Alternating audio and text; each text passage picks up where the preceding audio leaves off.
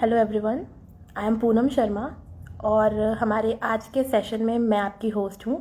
और आज हमारे गेस्ट हैं डीएसपी मिस्टर आदित्य तिवारी, जो कि 2015 एमपीपीएससी में डीएसपी के पद पे चयनित हुए थे। तो थोड़ी ही देर में हम उनसे जुड़ेंगे और उनसे जानेंगे उनकी सक्सेस स्टोरी कैसी रही, उनका एक्सपीरियंस कैसा था और उन्होंने किस प्रकार एमपीपीएससी के एग्ज़ाम में उसको क्रैक किया और अपना जो भी उनका अनुभव था, एक्सपीरियंस था, वो हमसे शेयर करेंगे। तो थोड़ी देर हम वेट करेंगे ताकि ज़्यादा से ज़्यादा लोग हमसे जुड़ पाएँ और ऑडियंस ज़्यादा से ज़्यादा हो, और उसके बाद मैं उनसे कनेक्ट करूँगी। तो थोड़ी देर हम रुकते हैं।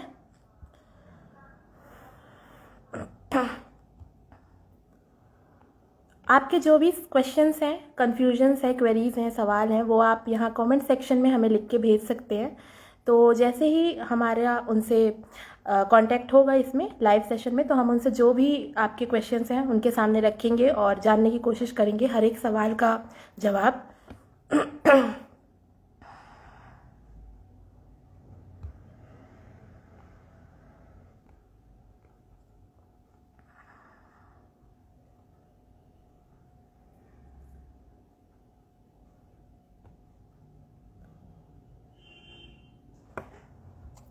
थोड़ी देर में हम ऐड करेंगे सर को और जानेंगे उनसे उनका पूरा एक्सपीरियंस और एमपीपीएससी की प्रिपरेशन का, स्पेशली अभी जब एग्ज़ाम नहीं हो रहे हैं तो कैसे हम कनेक्टेड रहें और पढ़ाई से हमारा एक रिश्ता बना रहे, क्योंकि अब चूँकि एग्ज़ाम नहीं होते हैं तो सब डीमोटिवेटेड हो जाते हैं। तो जल्दी अब मैं उन्हें ऐड करने जा रही हूँ, तो आप रेडी रहिए अपने सवालों के साथ।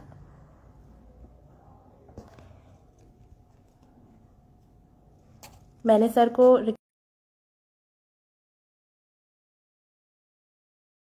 जल्दी सर हमें ज्वाइन करने वाले हैं, तो जो भी सवाल है आप उनके साथ बिल्कुल रेडी रहिए।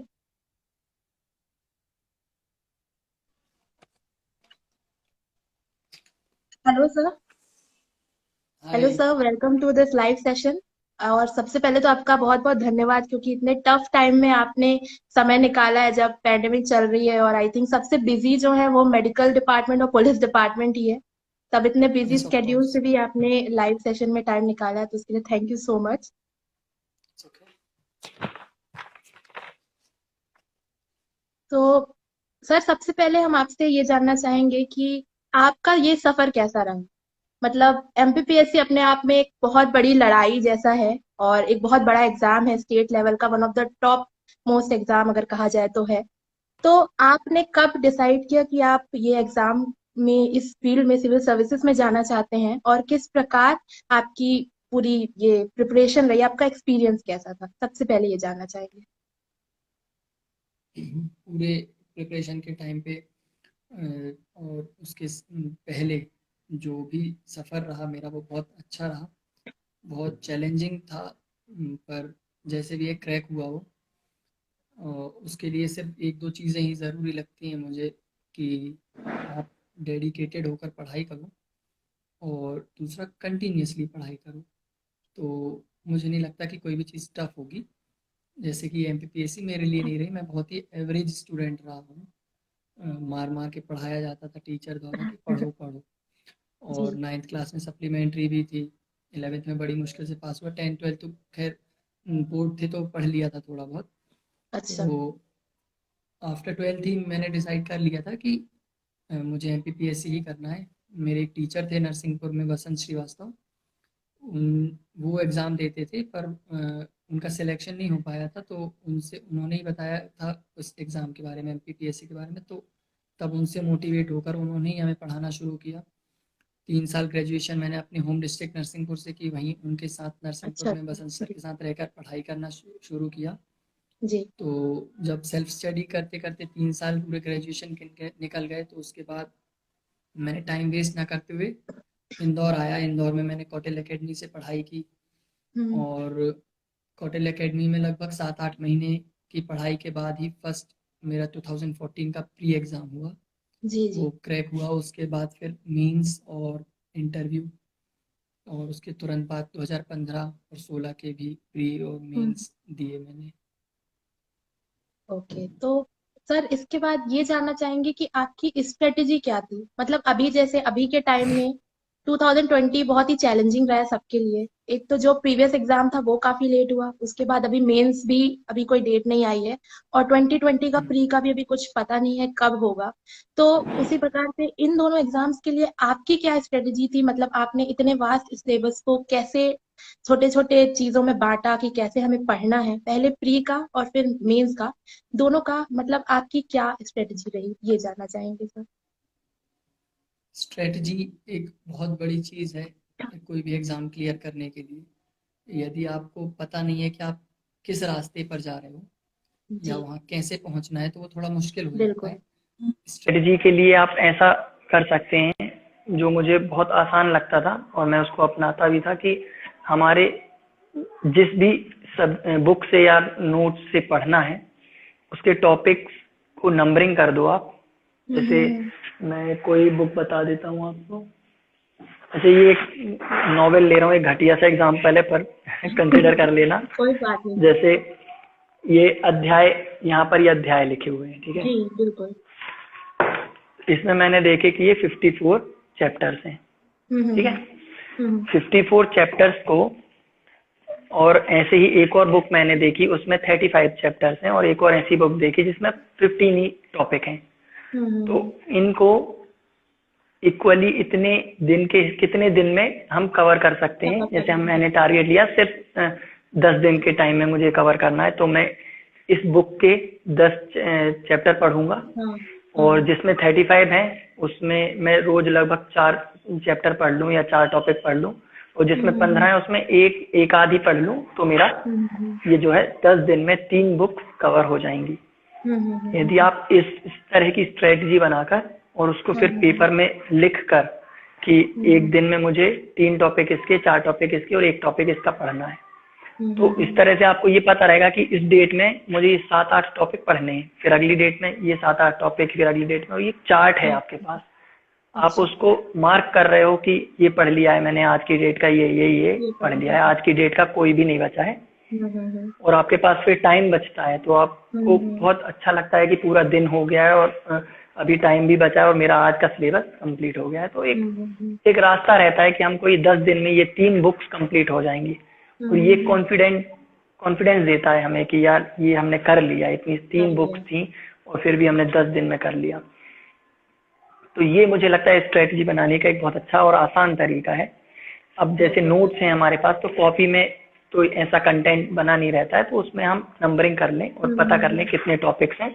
नंबरिंग करते वक्त एक चीज ध्यान रखें कि हम सिलेबस एक दिन में ऐसा ना हो कि कोई टॉपिक बहुत बड़ा ले लें और अगले दिन के लिए टॉपिक छोटा हो जाए, तो नंबरिंग उस हिसाब से करें कि लगभग बराबर रहे वो पढ़ने के लिए, और इस तरह से नंबरिंग करके चार्ट बनाकर रख लें, और डेली उसका एनालाइज करें कि रोज हो रहा है या नहीं हो रहा है। यदि किसी दिन नहीं कर पाते हैं तो हम कोशिश करें कि अगले दिन उसको रिकवर कर लें, ताकि वो जो 10 दिन हमने डिसाइड किए उस 10 दिन में हमारी तीनों बुक्स कंप्लीट हो ही जाएं, ताकि हम अगले 11वें दिन से, हाँ, ये बेसिक सी चीज है। यदि इस तरह से, अच्छा सबसे बड़ी बात, ये बना लेना बहुत आसान है, फॉलो नहीं हो पाता है, ये फॉलो बहुत जरूरी करना है इसे। इम्प्लीमेंट जैसे उतना 2000, अच्छे से नहीं हो पाता।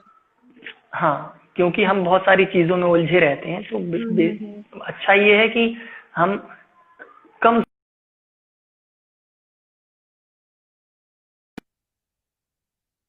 सब्जेक्ट तो कम से कम साथ में लेकर चलें।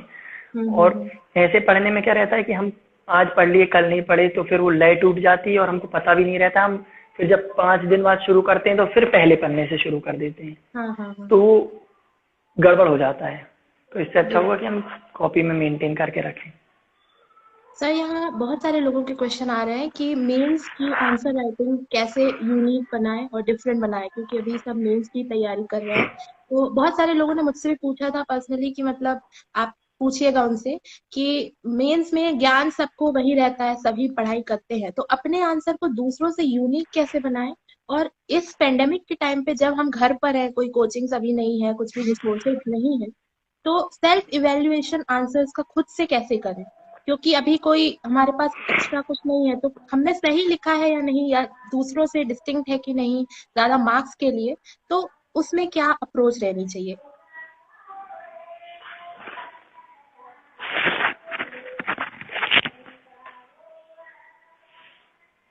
Wait for a minute. हाँ, या श्योर।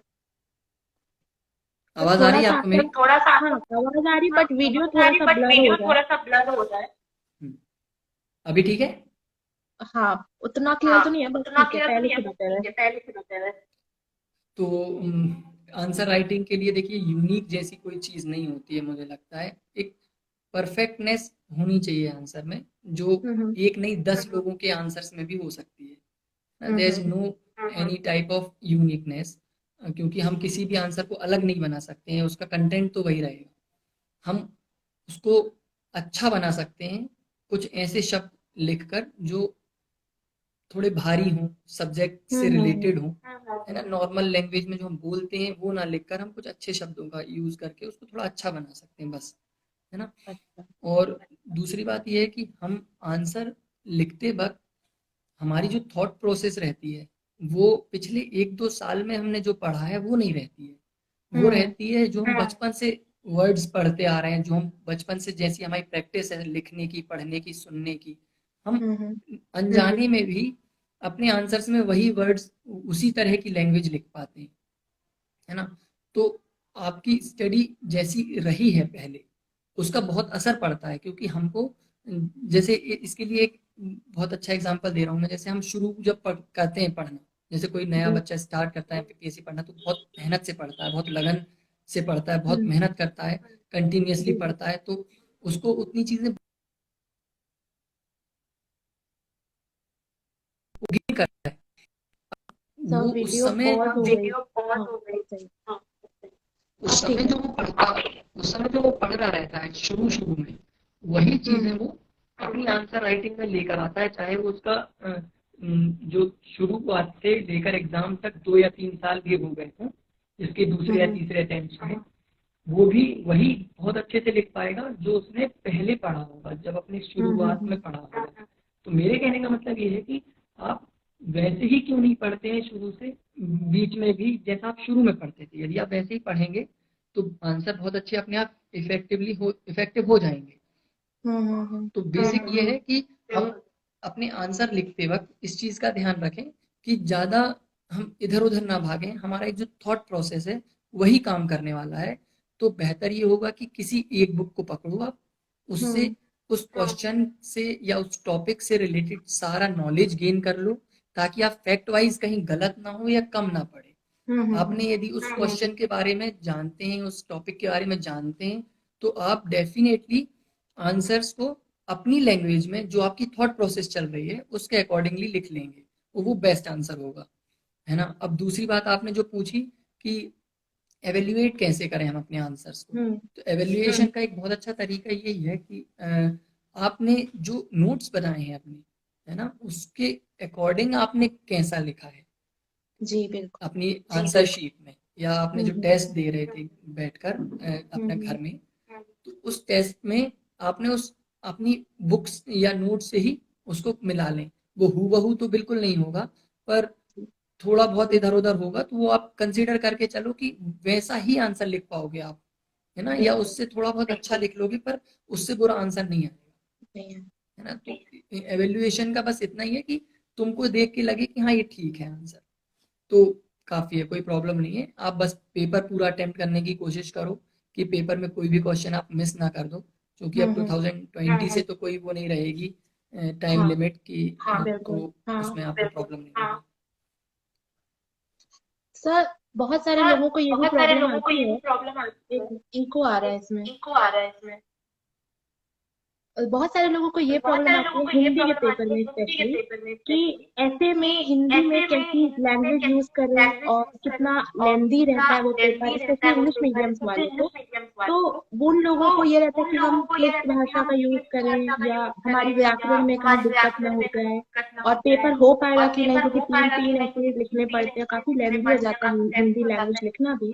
तो उस हिसाब से उनके लिए आप क्या एडवाइस देना पाएंगे? कहते हैं कि मतलब ऐसे का पेपर हिंदी मीडियम वालों के लिए थोड़ा सा इजी रहता है कंपैरेटिवली, और सर आप तो बहुत अच्छा लिखते भी हैं, तो आपके लिए तो और मतलब इजी रहा होगा कि आप अपने पेजेस वगैरह लिख पाए, उसमें इंक्लूड कर पाए।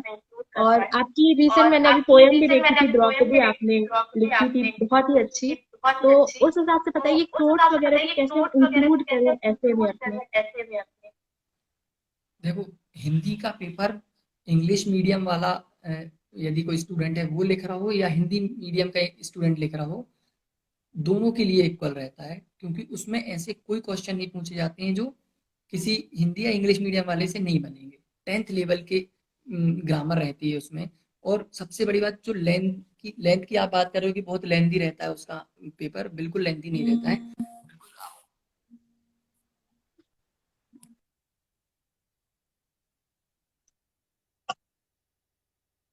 प्रॉब्लम हो रही है थोड़ी सी, साउंड और वीडियो भी ब्लर हो गया है। हाँ, लोग बोल रहे हैं।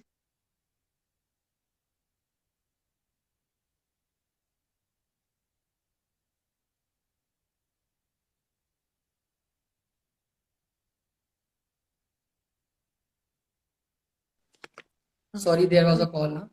Okay, no problem. Sorry for interruption. तो कहाँ थे हम? वो ऐसे वाले पेपर में, हिंदी वाले पेपर में। हिंदी में क्या है, अपनी लेंथ की कोई प्रॉब्लम नहीं है। वो बहुत ही इजी, आप मतलब लोग हिंदी के पेपर को ऐसे करते थे कि स्केल रख के, लाइन खींच के, ब्रैकेट बना के मुहावरा और इधर अर्थ और इधर वाक्य लिखते हैं। ऐसा भी लोग कर लेते हैं। तो मुझे नहीं लगता कि उसमें ऐसी कोई प्रॉब्लम है लेंथ वाली। बस ये है कि जो बहुत बेसिक चीजें हैं वो यदि आपको याद नहीं है तो फिर आपको प्रॉब्लम होगी, जैसे कि मुहावरे, लोकोक्तियों के अर्थ और उनको वाक्य में बनाना नहीं आता है आपसे, आपको विलोम शब्द नहीं पता है। तो ये मतलब हाँ। ये बेसिक सी चीज है, ये हम शुरू से बचपन से पढ़ते आ रहे हैं। बस बात फर्क इतना है कि अब यहाँ पर हमको थोड़े ज्यादा पढ़ने हैं और नए नए शब्दों के विलोम और पर्यायवाची या समानार्थी शब्दों को पढ़ना है। तो उसकी तो बिल्कुल प्रॉब्लम नहीं है, उसको तो बिल्कुल कंसिडर करके चलो कि आपको तो वो याद करने ही पड़ेंगे, है ना। वो याद किए बिना आपका काम नहीं चलने वाला। और दूसरी जो ऐसे राइटिंग्स आती हैं या लेटर राइटिंग आती है, Hindi to English, English to Hindi translate करने के लिए आता है, वो भी बहुत इजी रहता है, कोई टफ नहीं रहता है। पर हिंदी मीडियम वालों को, जैसे मुझे भी, मेरी इंग्लिश उतनी अच्छी नहीं थी, तो मुझे हिंदी टू इंग्लिश और इंग्लिश टू हिंदी ट्रांसलेट करने में थोड़ा सा प्रॉब्लम होती थी। मतलब मैं या बहुत सारे लोग वो एक्चुअल वर्ड्स नहीं ढूंढ पाते जो लिखने रहते हैं, पर हो जाता है जैसे तैसे, उसमें एवरेज या अबव एवरेज मार्क मिल जाते हैं, तो उसकी प्रॉब्लम नहीं होती है। और सेकंड थिंग, ऐसे या एप्लीकेशन जो लेटर राइटिंग आती है, उनके डिफाइनाइट फॉर्मेट्स हैं। आप उन फॉर्मेट के बेस पर कोई भी चीज लिखने के लिए बैठ जाओ, आप लिख सकते हो। बस आपको फॉर्मेट सही याद होना चाहिए, क्योंकि वो बहुत कम है कि वो हर एक के डिस्क्रिप्शन में पढ़े कि क्या लिखा है। पर आपने यदि फॉर्मेट सही बनाया है, अच्छी हैंड राइटिंग लिखी है, तो फिर वो क्लियर रहेगा। और ऐसे पर यदि हम आए तो ऐसे एक ऐसी चीज है जिसको हम तैयार नहीं कर सकते हैं कभी, है ना। उसकी हम प्रिपरेशन बिल्कुल नहीं कर सकते हैं। उसको आपको ये मन में रखना होगा, जब भी कोई आपके सामने टॉपिक आ रहा है तो आप क्या उसके बारे में कुछ लिख सकते हो। जैसे कोविड यदि वर्ड है तो उसके बारे में क्या क्या लिखा जा सकता है, लिखा ये जा सकता है कि उसकी हिस्ट्री क्या है ना, वो कहाँ से कब कैसे आया, उससे क्या, उसके क्या लक्षण हैं, उससे कौन कैसी बीमारी हो रही है और उसके उपाय क्या हैं, है ना। तो ये सब चीजें एक हमारे मन में एक रूपरेखा बन जानी चाहिए, कोई भी एक टॉपिक दे दें हम तो उसके लिए बेस्ट ये है कि आप संपादकीय पढ़ो, अपने मन में मतलब किसी भी चीज को सोचने का नजरिया बदल दो, है ना। इस तरह से आप किसी भी संपादकीय को पढ़ो, आप दूसरे निबंधों को पढ़ो।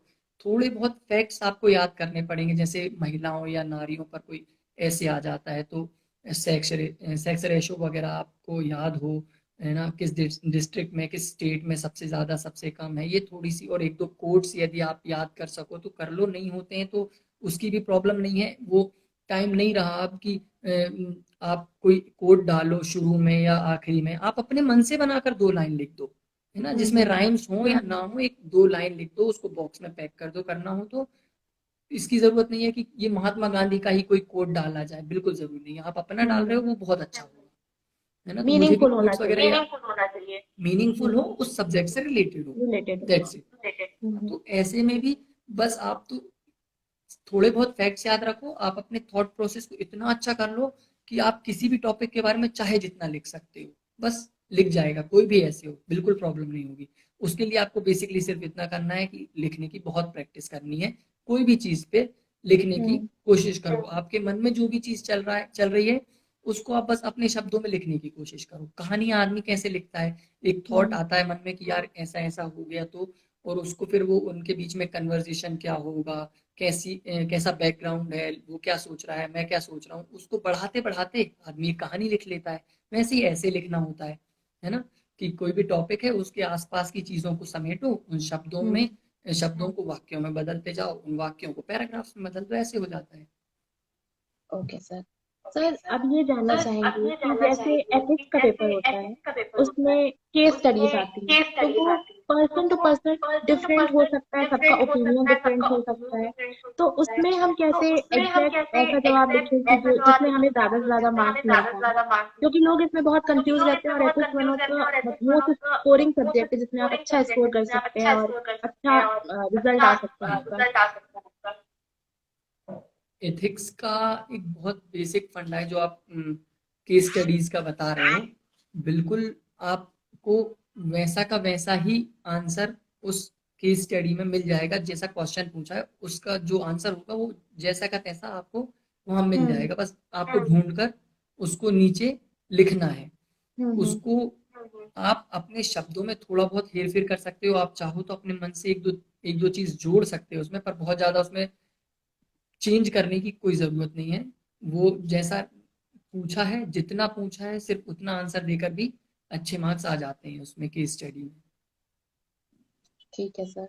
सर इसके अलावा सबसे इम्पोर्टेंट एक ये क्वेश्चन है कि हमने साल में पढ़ाई तो कर ली, प्रिपेयर कर लिया अच्छे से, लेकिन जब एग्जाम अप्रोच करता है, डेट आ जाती है, तो सब नर्वस हो जाते हैं कि अब इतना सारा रिवाइज कैसे किया जाए, क्योंकि 5-6 सब्जेक्ट रहते हैं मेंस में भी और प्री में भी, बहुत सारा बहुत वास्ट सिलेबस है, तो कैसे रिविजन स्ट्रेटेजी कैसे बनाए कि मतलब आपकी क्या स्ट्रेटेजी थी जब एक वीक रहता था एग्जाम के लिए, तो आप कैसे करते थे, वो जानना चाहेंगे सर। पहली बात तो मैं ये कहना चाहता हूँ कि लास्ट के लिए क्यों बैठे रहे हैं हम, है ना। लास्ट के कम से कम 20 दिन पहले हमारा सब कुछ कंप्लीट हो जाए, उसके लिए अभी से लग जाओ। जैसे अभी मेंस का कोई ठिकाना नहीं है कब होगा, ठीक है, पर लोग सोच रहे हैं डेट आ जाए फिर मैं पढ़ेंगे, फिर हम पढ़ेंगे, डेट आ जाने दो एक बार, कुछ डिसाइड नहीं है। पर यदि आप अभी से तैयारी शुरू रखते हो तो आपके पास जो 3 महीने रहेंगे वो रिवीजन टाइम रहेगा, जो भी एग्जाम के लिए आपको मिलेंगे। आप उसको यदि पढ़ने में ही वेस्ट करना चाहते हो तो फिर रिवीजन के लिए आपके पास टाइम नहीं बचेगा और फिर यही प्रॉब्लम होगी तब, है ना। तो उसके लिए हमें अवेयर होना पड़ेगा थोड़ा सा, कि हम सिर्फ एग्जाम के लिए ही ना पढ़ें, अपने लिए पढ़ें, अपनी सर मेरा अगला सवाल अपना ये परफॉर्मेंस के था लिए। कि डेट नहीं आ रही है, लोग बहुत डीमोटिवेट हो गए हैं, एक तो घर पर है बहुत सारे लोग जो हॉस्टल में रहकर प्रिपेयर करते थे, तो सबको मतलब ऐसा है कि घर के भी काम रहते हैं, पढ़ नहीं पा रहे हैं घर पर, और कोचिंग में तो एक रहता था कि जाना ही है कोचिंग, अब घर पर है तो पढ़ाई नहीं हो पा रही है, वो माहौल नहीं मिल रहा है और डेट भी नहीं पता है कि एग्जाम होना है, तो सब मतलब एक धीरे धीरे रिश्ता टूटता जा रहा है पढ़ाई से, तो वो अपने आप को मोटिवेशन अपने आप को कैसे दे और पैशनेट कैसे रह करें इसके लिए। It's so easy. आप ज्यादा पढ़ने के चक्कर में मत रहो। आप एग्जाम की डेट जब तक नहीं आ रही है, आप 3 या 4 घंटे तो पढ़ सकते हो ना। कोई आपसे ये नहीं कह रहा कि जैसा आप हॉस्टल में या ट्यूशन में या लाइब्रेरी में पढ़ते थे 8-8 10-10 घंटे, वो वैसा पढ़ो। आप बिल्कुल वैसा मत पढ़ो। आप 4 घंटे पढ़ लो, आप 3 घंटे पढ़ लो, पर रोज पढ़ लो बस, किसी भी तरह। जो स्ट्रेटजी मैंने बताई थी आपको कि आप नंबरिंग कर लो टॉपिक्स की, उन एक 2 सब्जेक्ट लो, एक एक टॉपिक दोनों के पढ़ो, 2 घंटे दो, आधा घंटा लिखने में लगा दो, सिर्फ 2.5 घंटे या 3 घंटे, जितना मिनिमम आप पढ़ना चाहो पढ़ लो, पर रोज पढ़ लो बस, इतना सा उसका एक सॉल्यूशन है। और टाइम फिक्स रखो कि सुबह 6 से 8 पढ़ना है या शाम को 6 से 9 पढ़ना है। उस टाइम में घर में कोई भी डिस्टर्ब नहीं करे आपको, आप पहले से कह दो, ठीक है। वो मुझे लगता है ऐसे घर पर रहकर पढ़ने के लिए सबसे अच्छा टाइम होता है सुबह का, जब ज्यादा लोग उठते नहीं है, तो तब सुबह 6 बजे से 9 बजे तक या 6 बजे से 8 बजे तक, क्योंकि तब बहुत ज्यादा काम भी नहीं रहते हैं किसी को, तो तब बहुत आसानी से पढ़ा जा सकता है। तो वही है, 2 या 3 घंटे फिक्स कर लो आप, उतने उतना बहुत काफी है। आप सोचो यदि आप 3 घंटे पढ़ते हो रोज, तो एग्जाम की डेट आने तक आप आधा सिलेबस यदि कर लेते हो, तो ये तो प्रॉफिट में हो ना आप, है ना। तो इसके चक्कर में मत रहो कि मैं पढ़ूंगा तो सिर्फ 8-10 घंटे ही पढ़ूंगा या 12 घंटे ही पढ़ूंगा, उस वही पढ़ाई होती है, ऐसा नहीं है। आप 3 घंटे भी पढ़ते रहो, पर रेगुलर पढ़ो। एक सेकंड सर, यहाँ सब बोल रहे हैं इको आ रहा है, तो मैं हेडफोन लगा लेती हूँ। हाँ आप कर लीजिए।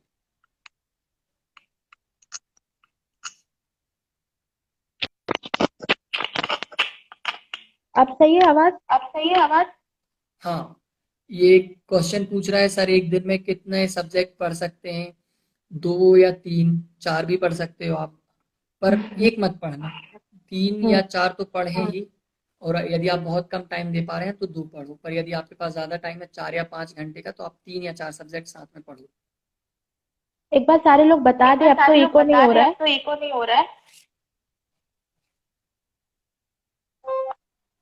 है, ओके, ठीक है। तो स्टार्ट कैसे अगला करें, सवाल कोई कल पूछ मेरा। रहा है? हाँ, आप पूछ लीजिए, मैं पूछ लीजिए। नहीं सर, आप बता दीजिए।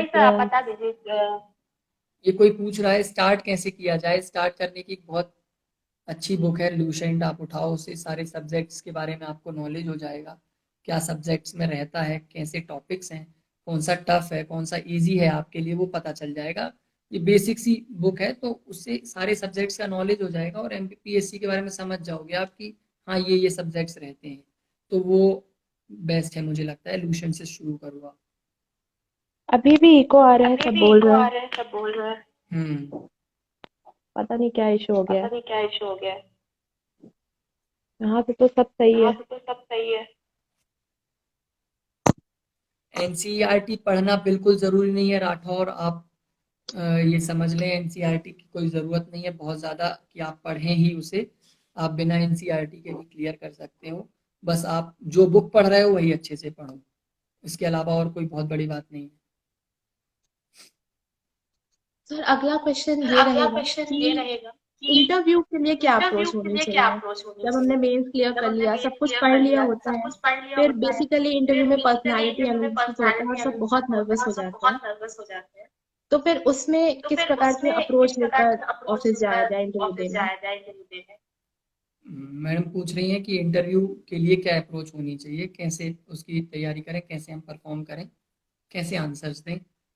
तो एक बहुत ही कॉमन सी चीज़ है, पर देखो नर्वसनेस आती है सब, मैं ये नहीं कह सकता कि नर्वस नहीं होना चाहिए एग्जाम में या इंटरव्यू के टाइम, नर्वसनेस तो आती है अभी भी। यदि मुझे एसपी सर के सामने खड़ा होकर कुछ प्रेजेंट करना रहता है तो मैं भी नर्वस हो जाता हूँ कभी कभी, इट्स ऑब्वियस।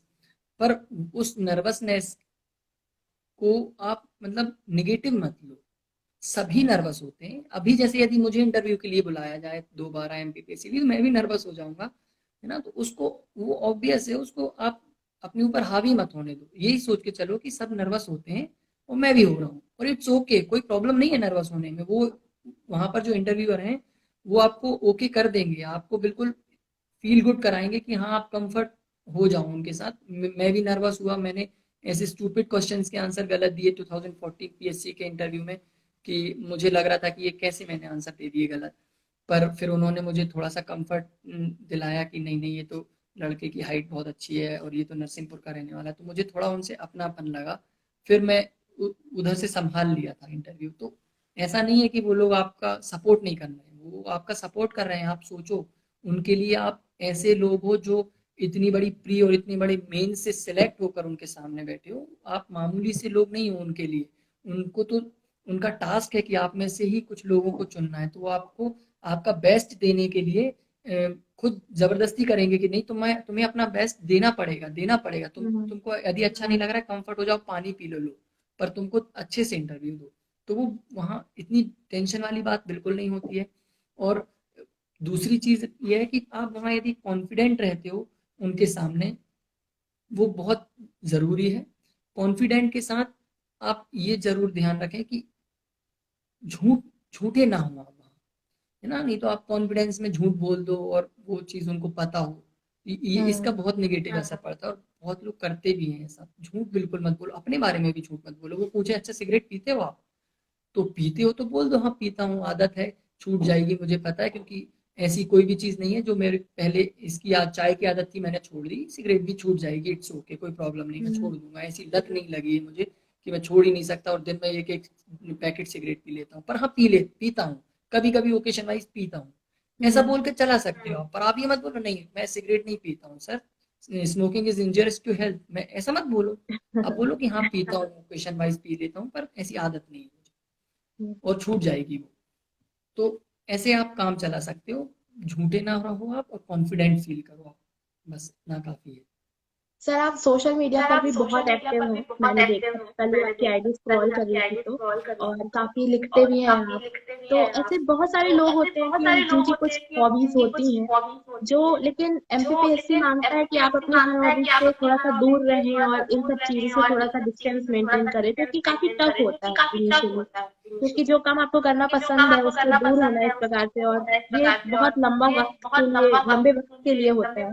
तो वो आप कैसे मैनेज करते थे, और लोगों को क्या बोलेंगे कि लोग कैसे मैनेज करें उन चीजों को?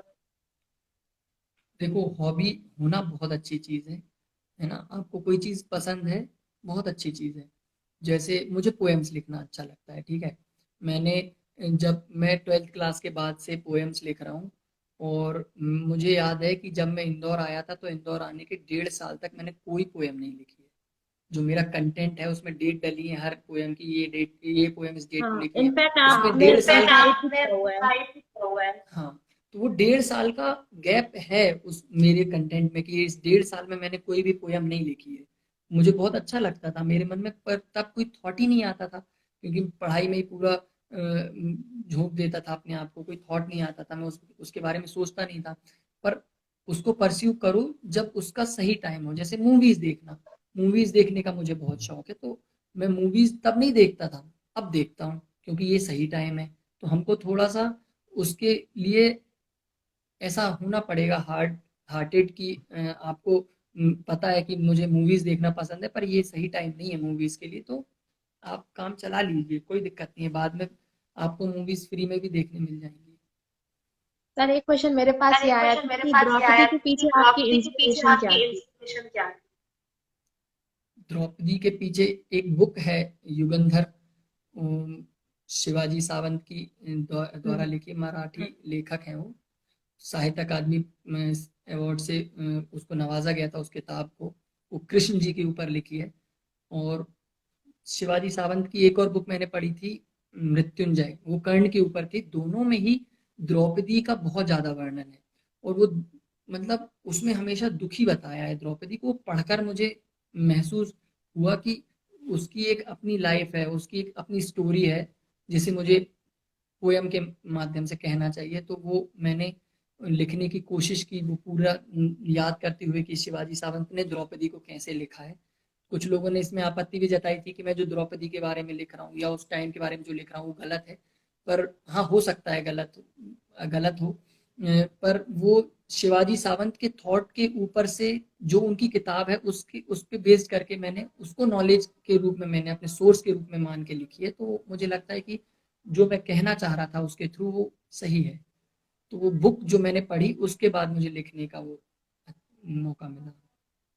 सर अब थोड़े से यहाँ क्वेश्चंस ले लेते हैं, यहाँ बहुत सारे लोग हाँ, पूछ रहे हैं बहुत सारे सवाल। एक सवाल बहुत रिपीटेटिव है कि न्यूज़पेपर कैसे पढ़ें, इसमें बहुत टाइम वेस्ट होता है, बहुत बार ये सवाल आया है, तो इसके बारे में बता दीजिए। और जो भी क्वेश्चन पूछना चाहते हैं आप प्लीज लिखिए, तो आप सर आपके सभी क्वेश्चन का जवाब देंगे। जो भी पूछना चाहते हैं आप कमेंट बॉक्स पे लिख सकते हैं। देखिए, एक बहुत बेसिक सी चीज है, न्यूज़पेपर। अभी कोई नीचे मैंने कमेंट बॉक्स में पढ़ा 3 घंटे लग जाते हैं न्यूज़पेपर हाँ पढ़ने वही। में।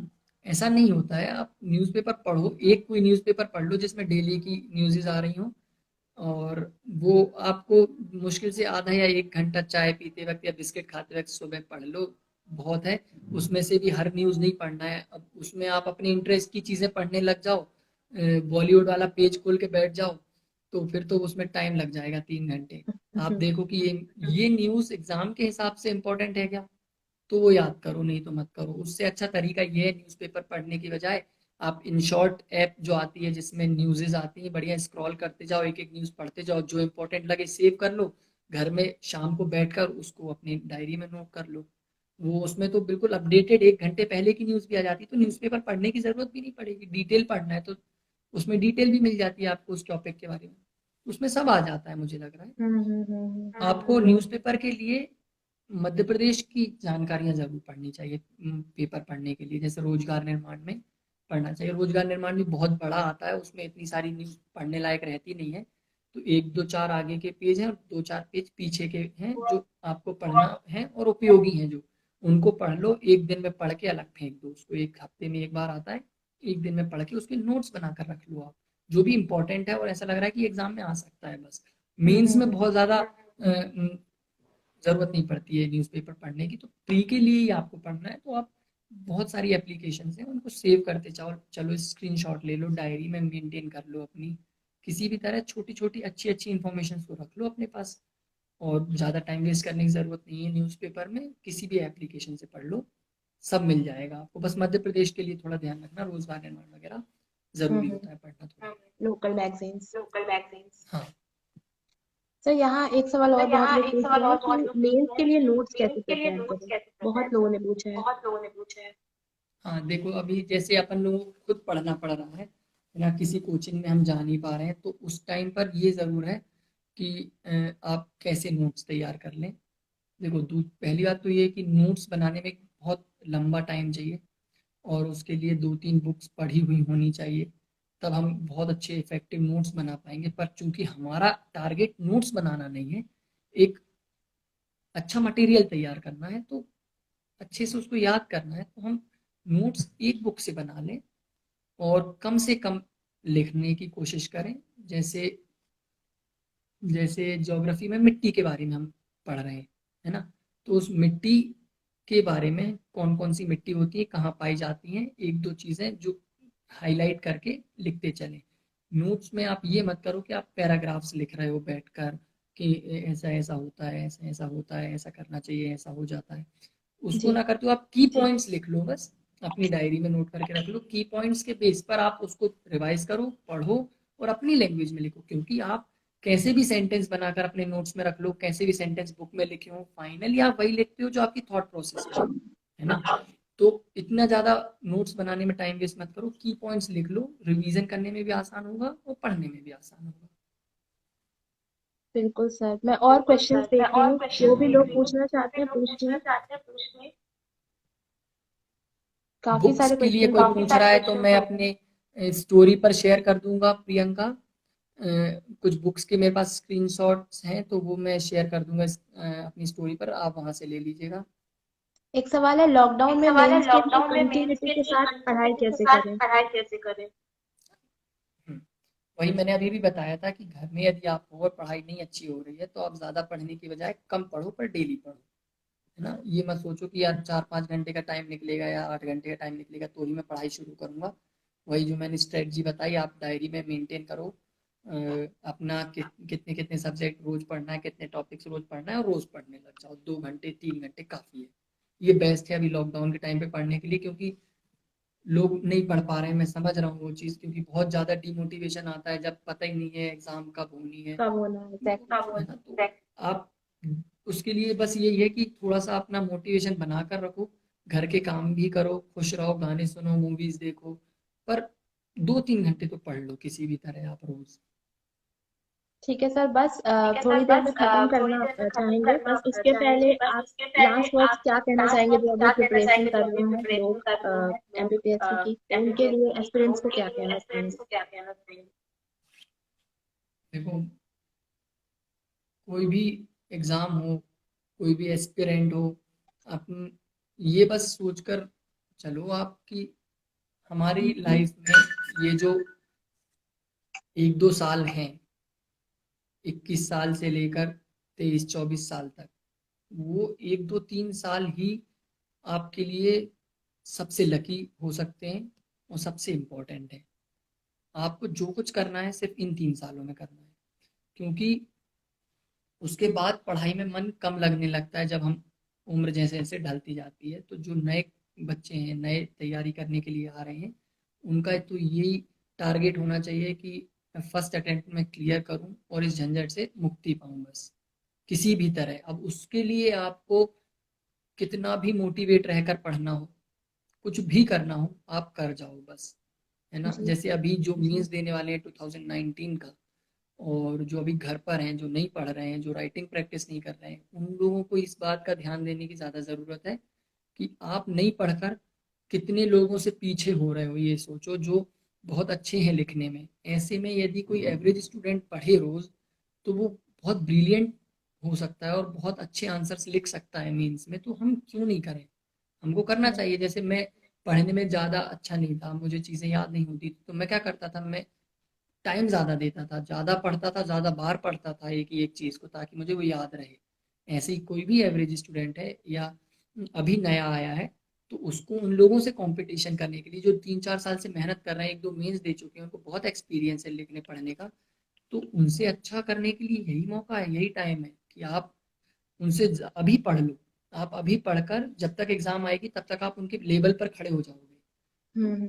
आपको टाइम का मतलब समझना होगा, टाइम की अहमियत समझनी पड़ेगी कि आप टाइम वेस्ट करोगे तो उससे आपका नुकसान होगा। तो मोटिवेशन के लिए यार बहुत आजकल इंस्टाग्राम में, यूट्यूब में बहुत सारी चीज़ें हैं यार। आप हमारी बैचमेट्स को देखो, सब लोगों की लाइफ देखो, कितनी अच्छी लाइफ है ना। वो मोटिवेशन का सबसे अच्छा तरीका है मुझे लगता है। हम लोग तो जब देखते थे तो कोई इतना इंस्टाग्राम वगैरह नहीं था, यूट्यूब नहीं था, किसी से मिल नहीं पाते थे, तो ऑफिसर से मिलने हम ऑफिस में चले जाते थे, एसडीएम से मिलने कि सर, और आपकी उनके बारे में सुन लेते थे, उनसे बात कर लेते थे, थोड़ा सा हम बूस्टअप हो जाते थे कि यार अच्छा लगा।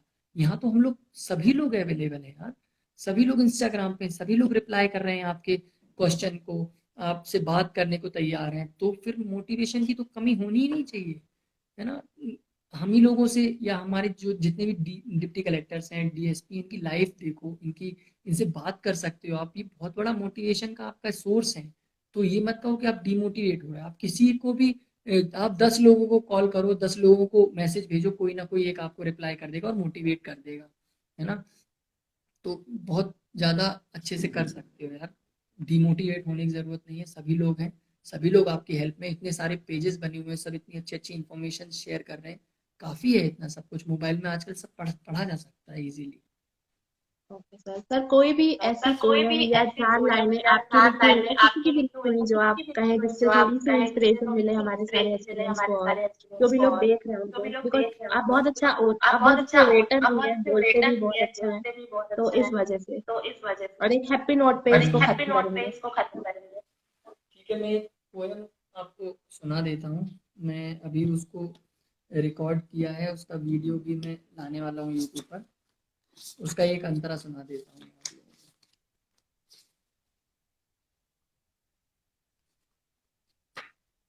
अच्छा चलिए, द्रौपदी सुना देता हूँ, ठीक है। बिल्कुल सर, थोड़ी ये सी तो प्लेजर होगा। सुनो कथा मैं कहती हूँ निर्भीक मूर्त लाचारी की, पारिजात के पुष्पों सी सुगंध लिए एक नारी की। मैं गर्व से कहती हूँ कि मैं पांचाल की राजकुमारी थी, सौत्रामणि माँ और द्रुपद तात की पुत्री आज्ञाकारी थी। सारे सुख और संपत्ति की वारिस मैं सुकुमारी थी, अपने भाई दृष्टद्युम्न की भगनी लाड़ दुलारी थी। हुआ यज्ञ से जन्म मेरा, छत्राणी तो था धर्म मेरा, पांचालों और फिर पांडव को था सबल बनाना कर्म मेरा।